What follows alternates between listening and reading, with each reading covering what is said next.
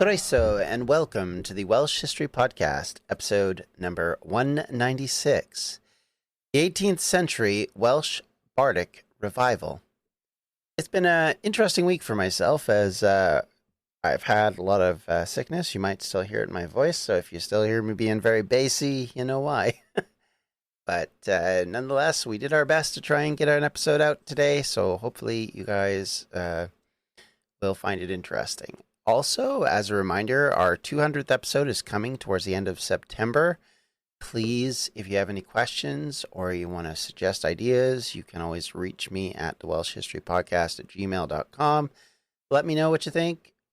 And certainly, if you have questions, please ask them. I will probably do a combined video and audio podcast that day to try and give you something to see as well as to hear. As well, we've started our own specific Welsh history YouTube channel. So we have the youtube.com/Welsh History Podcast. We'll get you to the page if you want to give us a subscription. Currently, we're uploading on a daily basis past episodes of the audio podcast. I'm hoping in the future to add some actual video content to kind of make it worth the while to subscribe and check it out. And hopefully we can kind of transition from there. I may do more as we go forward into the third season or the 300s. I will probably consider doing more video-related podcasts as I kind of find ways to supplement this particular podcast. But anyway, with all that said and done, let's get to it with the episode. With the arrival of the 18th century, the understanding and love of the culture of Wales was reaching a new point. As more and more printed works were being released in Welsh, there were more and more Welsh-speaking and Welsh-reading people. I know we often talk about how English had become the dominant language in almost every part of life and in the business and political worlds of Wales, but that is not to say that the majority by any means spoke or read English as their first language. In fact, I would argue for many years that was definitely not the case. In the churches and with the regular people, Welsh was the primary and in most cases only language. Religious education created more literary Welsh speakers as the decades passed. These men, and they always pretty much were men, were motivated by a desire to save people's souls. So in order to do this, they wanted to reach them any way possible. As a larger example of this, Carmarthenshire preacher Griffith Jones was one of the many traveling educators who were looking to spread the word of God through literacy. If you read the Bible, you could make it easier to understand and convert to its teachings, or at least understand the philosophy. This was, of course, a philosophy we saw that had begun with the Puritans, and slowly other religious groups had picked up this idea in the previous century, and it had expanded exponentially only 100 years later. Jones was born around 1684 in Penbor, Carmarthenshire, to a God-fearing family. He started his adult life as a sheep herder, and by adult, of course, we mean probably as a young teenager, before making up his mind to become a clergyman. After a number of false starts, he reached his goal around 1708. He spent a number of years working in his faith, first in educating people about Christianity before hitting on his real desired calling. In 1731, he began to show an interest in the circulating schools, which had become popular at the time. These are schools we have talked about in the past. Jones, in 1734, set about organizing a system to teach children and adults basic reading skills in Welsh in the shortest time possible. His aim was to have the basics of literacy established within 3 months. He would then move on to new locations to begin, of course, doing the same process again. The focus of the curriculum was on the Anglican Catechism and the Bible. These were the only textbooks he used. Like the previous programs which had come before, he was funded by wealthy patrons, and he used these to cover his expenses while the traveling school would soon reach almost every part of Wales. As we discussed previously, that gave them an advantage over the more structured academies because they could reach rural communities easier and needed less supplies and didn't need funding from the local population to work. The language taught was usually Welsh, although English was used in areas such as South Pembrokeshire.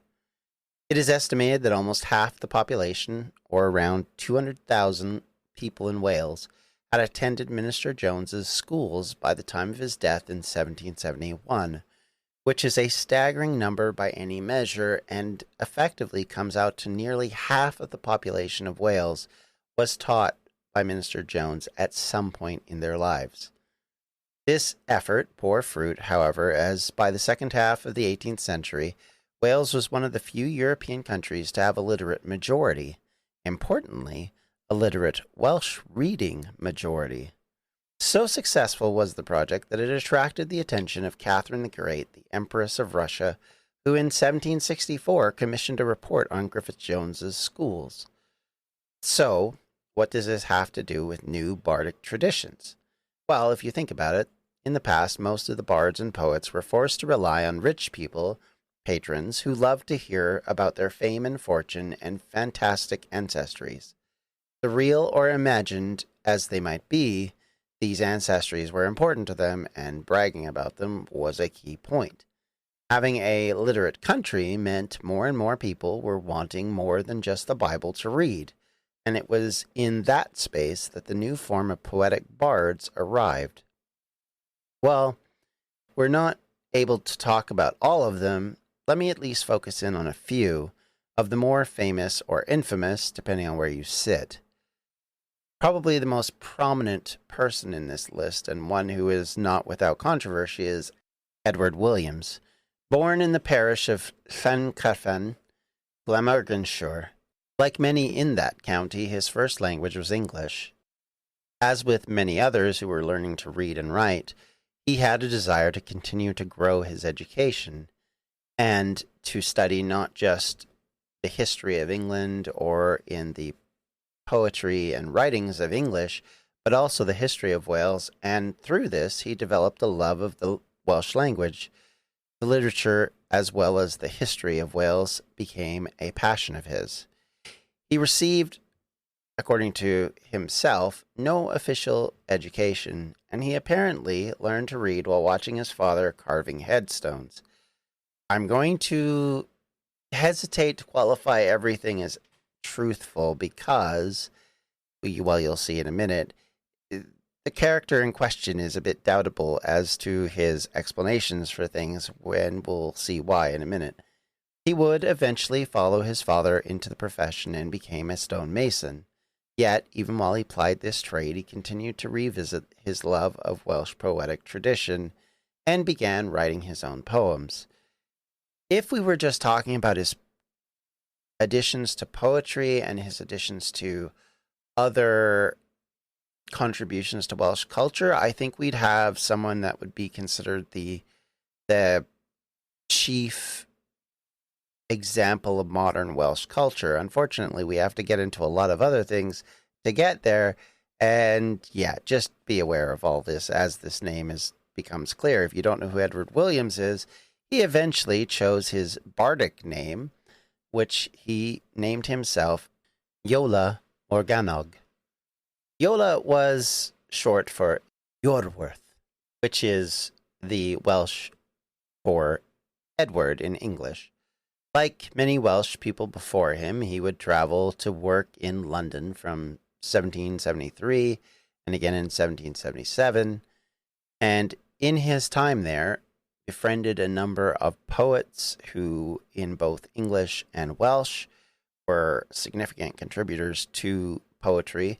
He got well known amongst various societies in London that were growing and forming. All of these different societies, of course, we've talked in some detail about some of them in the past. They become important because they're twofold. One, they're talking about culture, language, history, but also they are secretive somewhat in nature. They kind of start about the same time as the stonemasons. So there is some affinity to that idea about having a secret club wherein you know and understand secret things. And that is key to what we're going to talk about with him and his flights of fancy. Let's just call them what they are. And through all this, he became obsessed with Welsh history, of course, as I said, and language, and of course, the culture. All of these things were being discussed quite heavily in London at the time. Iolo became famous in the literary world and began to produce manuscripts that, in his cadence and along with a friend of his, was proving the history and traditions of Druids from Wales and their descendants, who are the bards who these traditions were passed down to. The idea that these survived Roman, Anglo-Saxon, and Norman invasions and conquests and generally were passed down through oral traditions to survive basically what amounts to about 1,800 years to get here. Somehow, let's be fair and say that's highly doubtful. And as we're going to talk about, unfortunately, are fabrications. His entire ideas around all this created effectively a historical fiction that his bards and their druidic ancestry were actually legitimate, that they happened at certain times, that you did certain things, and they have a lot in common with sort of the stonemason secretive societies, you know, where you do certain performances in order to qualify and become a member of the group. And it's so out there and not in any accordance with history that you get very frustrated with him because of it. All the while, he's creating massive change in Welsh culture, society, in the drive towards actual history and a drive towards what would become antiquarianism in Wales.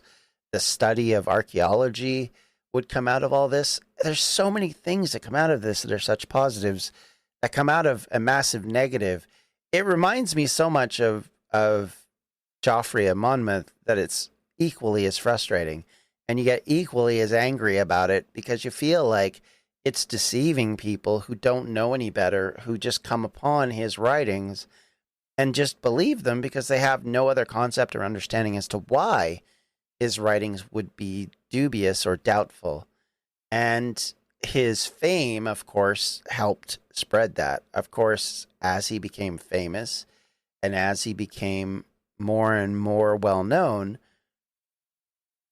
he would claim that he had acquired documents and had been taking them from written documents and translating them into printed material as a copyist, that he had contributed, you know, legitimate history to Wales from these poets and bards. He claimed he'd gotten all sorts of, you know, unique ideas about druidic performances from these, in quotes, ancient peoples, which turned out to just be from a very fevered imagination.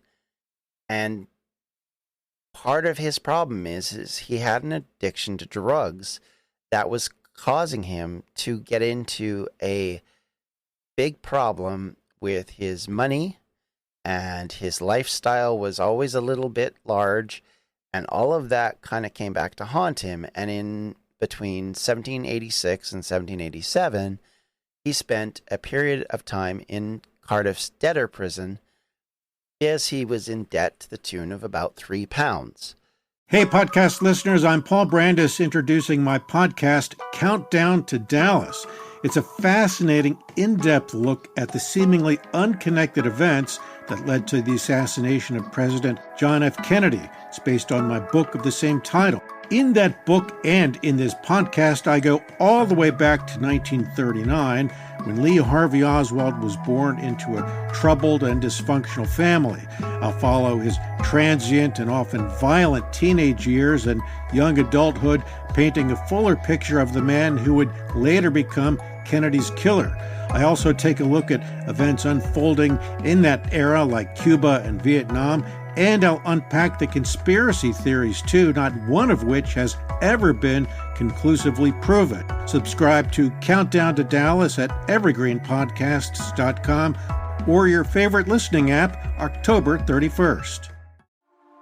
A news story gets shared by a friend on social media, or you catch a tweet that really makes your blood boil. But how do you separate fact from fiction? That's the premise behind Disinformation, a 10-part series from Evergreen Podcasts and Emergent Risk International coming this fall. Tune into Disinformation wherever you get your podcasts, and remember, don't believe everything you read. Coming up on 5 Minute News, I'm Anthony Davis. You might think it's partisan because maybe it's critical of one side or the other, but it's not. It's just the truth. And I think that's also something that's kind of unusual for Americans listening to the radio or to podcasts, because the news landscape in the States has been so partisan for so many decades. So 5 Minute News is verified, truthful, independent, unbiased, and essential world news daily.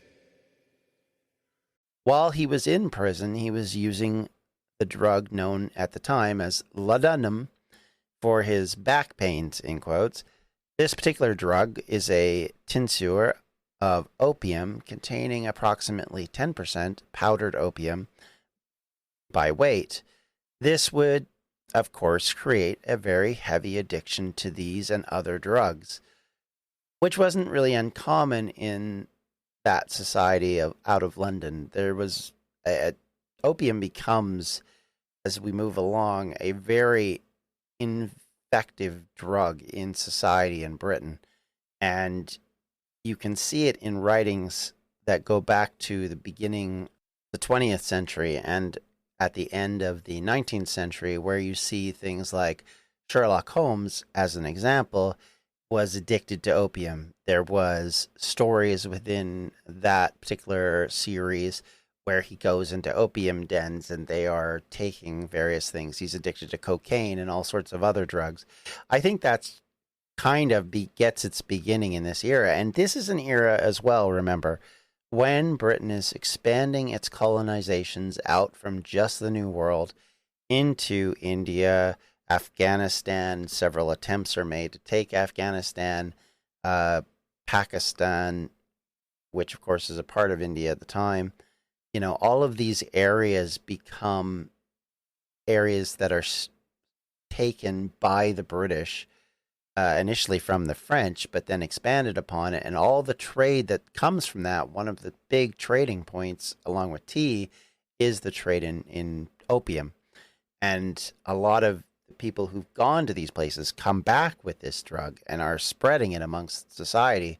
And of course, if you see it as something that helps you get through the day, or as something that could help you from a ability to create, it might have a rather nasty side effect of getting you very hooked on it. So all of these things keep in mind while we discuss this, and it will become fairly common because there's very little regulation at this point in time. It was, in fact, while he was in this prison that he ended up writing the Dorset of Bards of the Islands of Britain, which basically was a story of the so-called ancient Druids, and it relied a lot on his concept and ideas about what these ancient Druids had done. In reality, it was, of course, a complete fabrication from his own clouded mind. In 1789, he published Barthoniaeth David ap Gwilym, or David ap Gwilym's Poetry, a collection of poems by the 14th century bard David ap Gwilym, This was well received by the public. However, it has been shown to be a book containing several poems that have no connection to the poet that's been named as the head of the book, and because, of course, Yola wrote him himself. It's at this point in time, while he's in London, Yola engages with the Gwenithiogan Society, where he's ready to spread the word of his druidic bards, and they generally believed him. He fabricated a completely imaginary lineage for the London Welsh. He rewrote history and noted that the bardic traditions began with the Druids, and he would go on to say that this learning, known as Barthas, was then passed down through oral and musical traditions from teacher to disciple, and he himself had the privilege of inheriting this learning. Honestly, this inventiveness and willingness to fabricate history made him very dangerous in areas where discoveries of ancient texts and manuscripts were gaining more and more attention. It was in that way, as I said earlier, he was very similar to Geoffrey Monmouth in creating a whole cloth histories for the ancient Britons where there was no evidence of such. After 1794, Yola lived off of his writings and through grants from various societies that had various levels of success.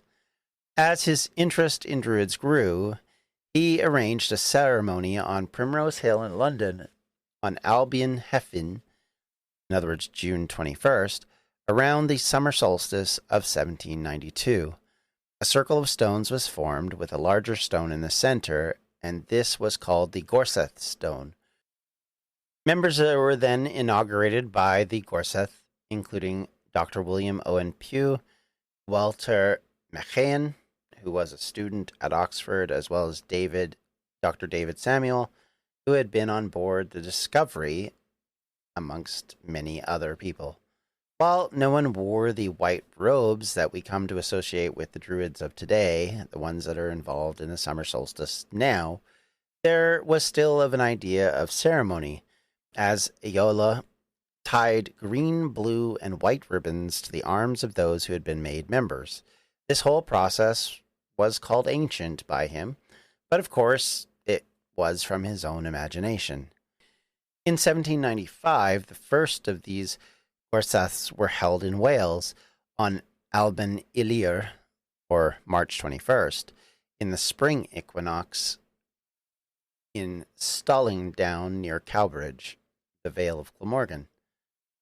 Yola's driving ideas, which would have more to do with the Celtic revival of the next century and the desire to create a legacy of Welsh literacy, it would, of course, reach back to this so-called ancient past and these ideas of what these ancestors did or thought.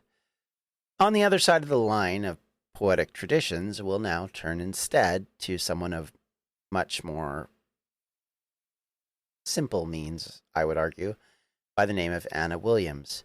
Anna was born in Rosemarket, Pembrokeshire, to Zachariah Williams, a scientist and a physician, and his wife Martha. Zachariah had actually been involved in trying to understand and define longitude and was fairly well known in the scientific community in and around England at the time. Her father, of course, because of this education, provided her with a wide range of artistic and scientific studies, as well as language studies in Italian and French. By 1726 and 27, the family had moved to London, staying at the Charter House, where Anna helped her father while he experimented with magnetism in the pursuit of longitude prize, and became his helper at home when he became bedridden and hospitalized in 1745. Anna by then had developed cataracts in her eyes, which had left her mostly blinded. Despite this, she still served her father, and in that time published a translation of a French life of the Emperor Julian in 1746. With the problems due to her father's medical issues piling up and the fact that there was not a lot of income coming in, she would need help from a rather famous source. The poet and creator of the first English dictionary, Samuel Johnson, would become a person who was significant to her for the rest of her life. She would help for the most of the time with the expenses and bills that Johnson created.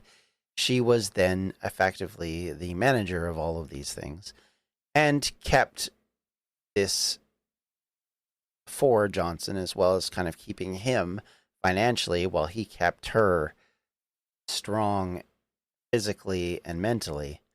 During her time with him, she wrote a few works of poetry, including the Miscellanies in Prose and Verse, published in 1766 as a quarto edition by Thomas Davies, with Johnson adding a preface and several prose and verse pieces himself, something that, of course, let's just put it this way, the people who didn't like her very much, trying to argue that it was only because Johnson gave pity on her and basically funded the publication that it got published at all.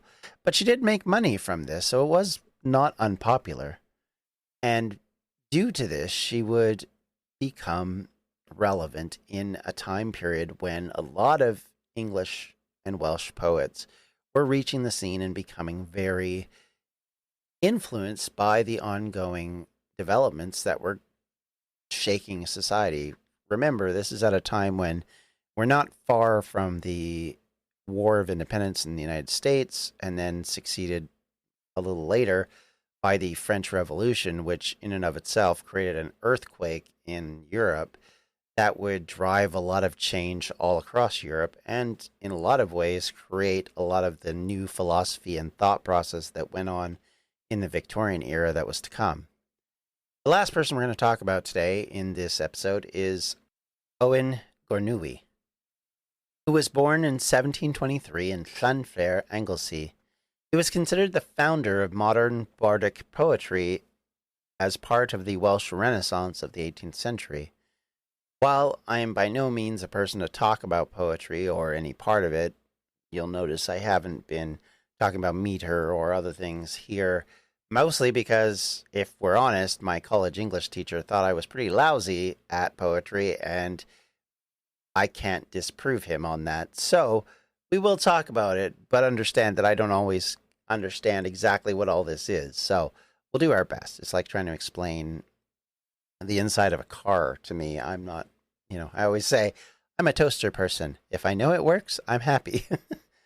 According to others who actually understand this, his contributions would breathe new life into two Bardic meters, the Cynwyth and the Oldwyth, as he would use them for the expression of classical ideas rather than as they were previously used to praise patrons, something we mentioned early in this episode.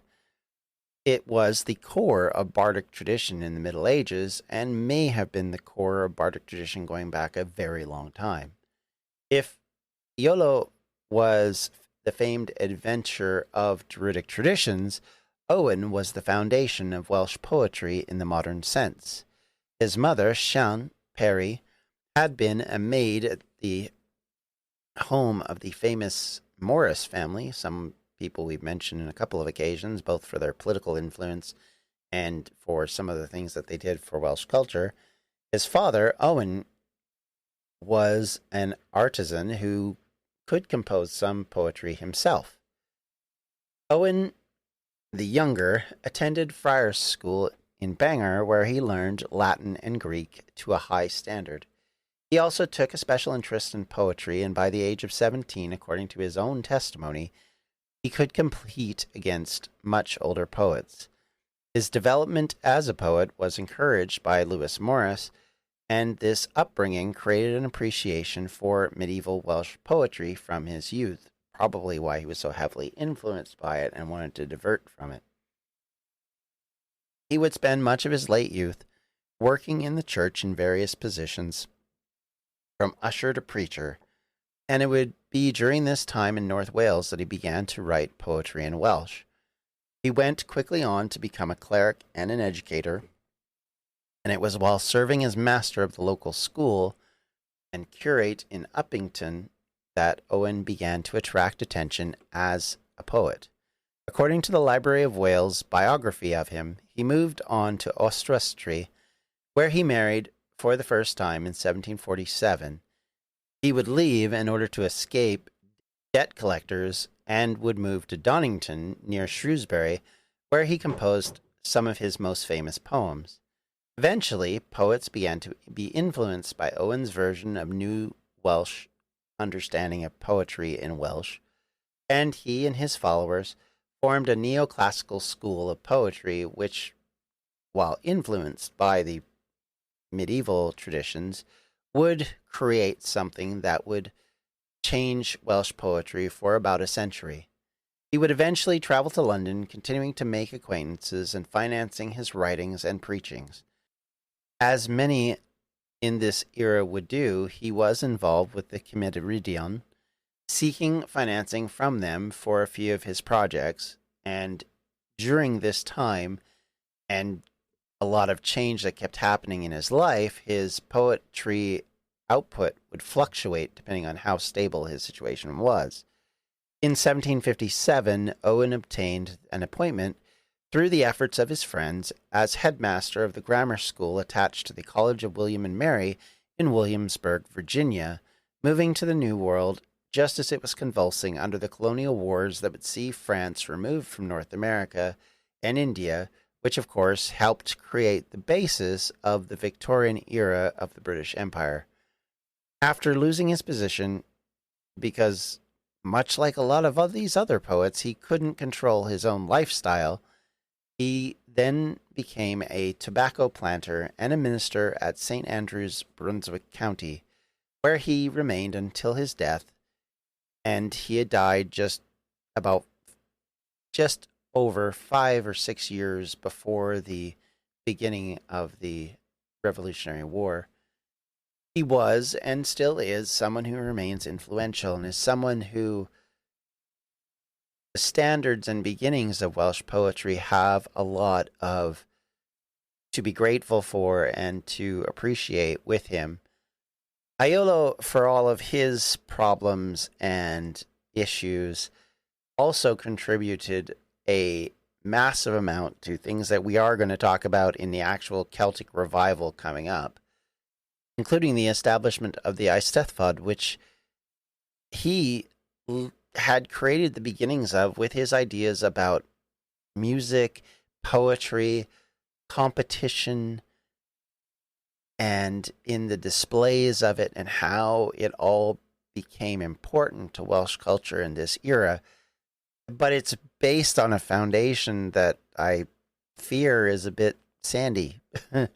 And it's unfortunate because I think it's a massive contributor to Welsh culture today and is incredibly important in the modern understanding of how Welsh culture moves forward, something we cannot avoid if we're going to talk about it. But we have to understand that it's based on some fictional ideas, but it doesn't make it any less important. There's a lot of fictional ideas which have become the basis for the way we view ourselves. I mean, the way often countries are founded and their beliefs in their foundation are based on mythology.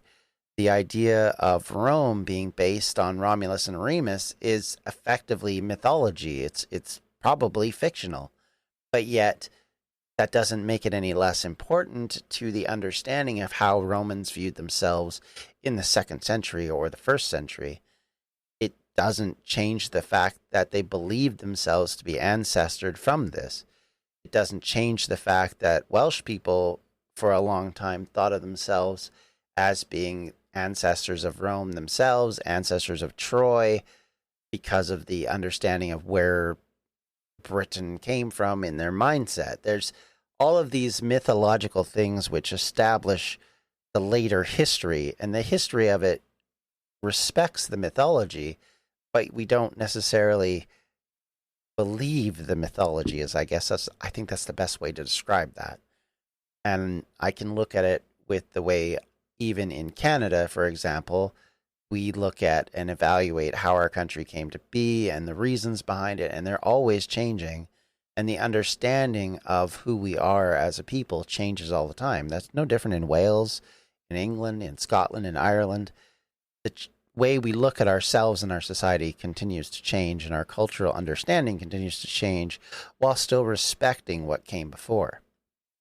With all that said and done, with a little bit of political preaching at the end, let me just once again thank you all for listening. I hope you have a great day. If you have any questions, comments, or concerns, you can always reach me at the Welsh History Podcast at gmail.com. You can reach out to me on Twitter. No, I'm not calling it X, at Welsh History Pod.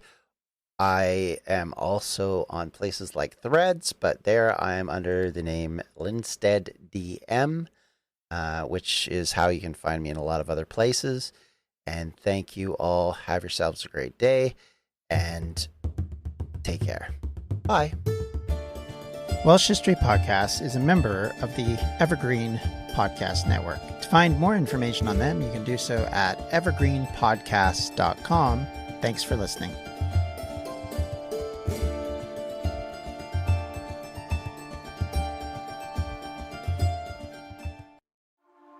A news story gets shared by a friend on social media, or you catch a tweet that really makes your blood boil. But how do you separate fact from fiction?